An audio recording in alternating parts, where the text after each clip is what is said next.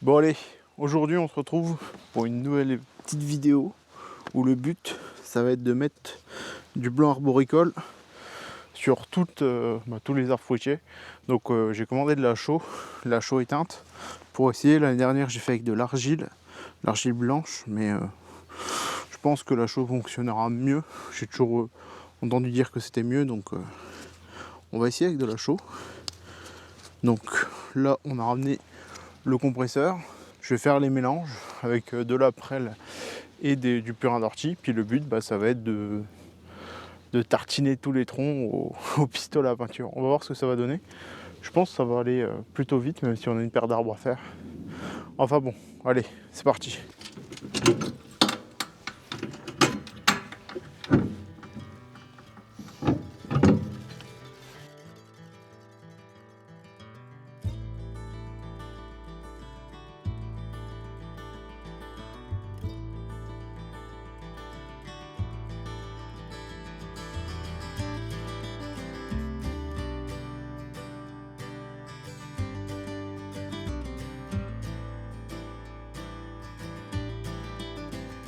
Ils sont bien serrés tes poignets, hein.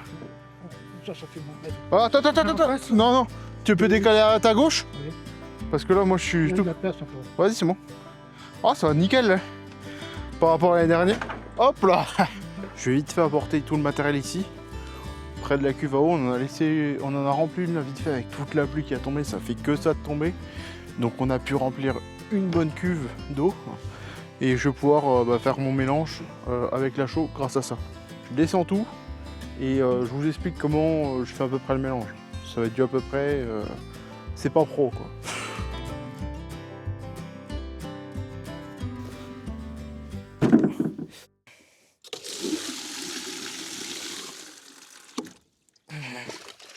Bon, il n'y avait pas le coude, je vais mettre le coude. Bon, moi qui voulais pas trop me mouiller, bon c'est mal parti quoi. J'ai déjà le bras trempé.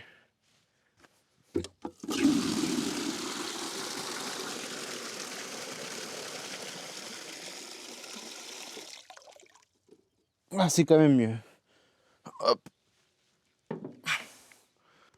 Je mets à peu près, je crois que je mettais à peu près 70 centilitres de purin d'ortie. Et je mets à peu près 30 centilitres de prêle, de décoction de prêle. Ça permet de... Le prêle, c'est un effet antifongique, ce qui est très pratique pour certains de nos arbres qui sont remplis de mousse. Donc le but, ça va être aussi un peu de nettoyer tout ça. Même si là, chaud, ça va avoir un effet... ça va baisser le pH sur l'écorce. Et donc la mousse va mourir normalement. Enfin, en théorie.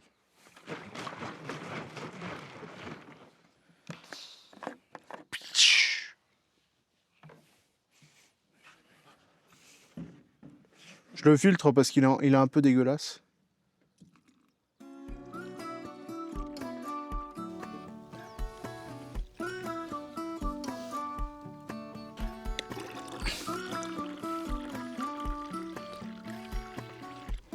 Hop. Oh la vache, c'est de la bonne poudre. J'en connais 2-3 qui aimeraient bien ça.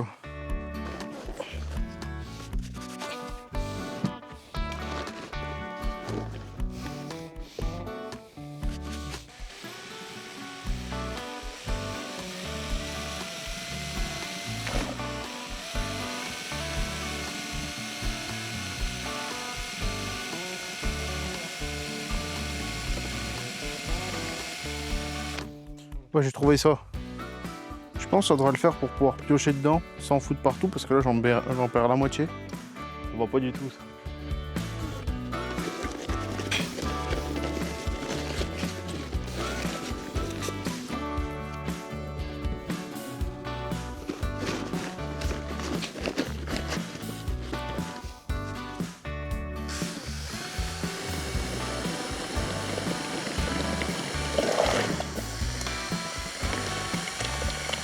Là, on commence à être pas mal, hein, niveau texture.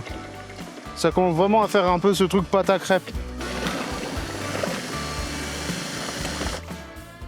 Hop. ce saut là il est prêt. On va déjà essayer comme ça, on verra ce que ça donne. Puis j'irai en refaire après, je vais voir déjà combien avec un saut on peut faire d'arbres. À mon avis je vais devoir en faire beaucoup plus que ça. Je me demande même si je vais pas prendre le gros tonneau à eau. Je vais voir. Enfin bon bref, allez, on va aller démarrer le moteur. Puis on va aller essayer de voir si le saut là convient bien et voir combien d'arbres on peut faire au pistolet à peinture. On va aller démarrer le moteur Bernard. C'est parti!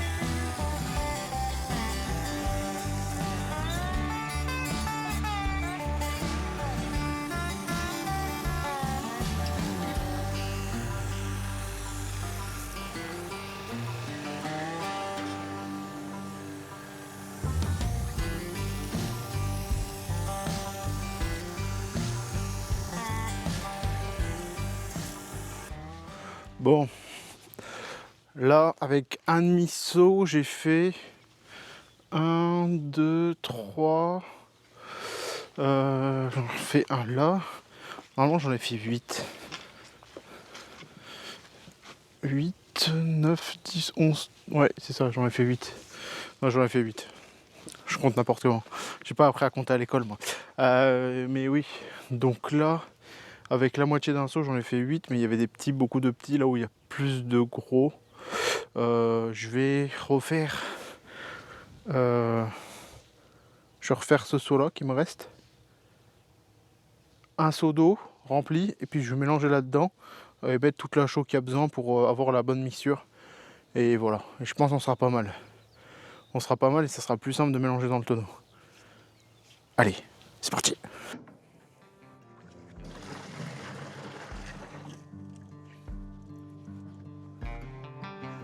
Ouais, c'est pas mal. Je mets juste un petit peu d'eau là-dedans.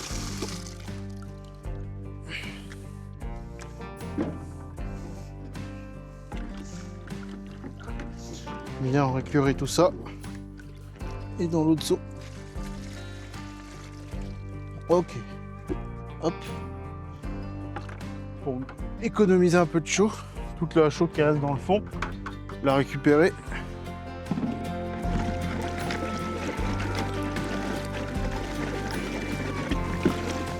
Ok. Et je vais remplir un seau d'eau.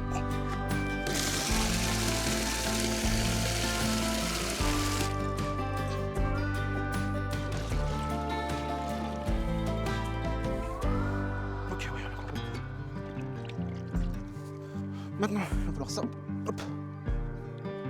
Ça dessus.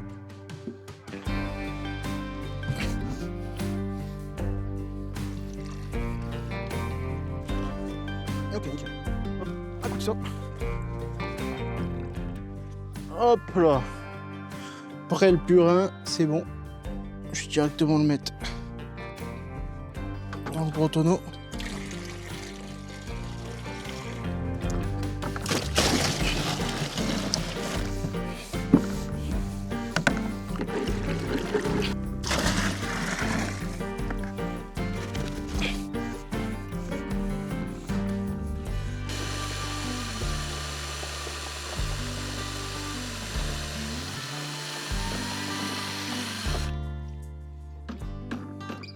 Hop, c'est bon.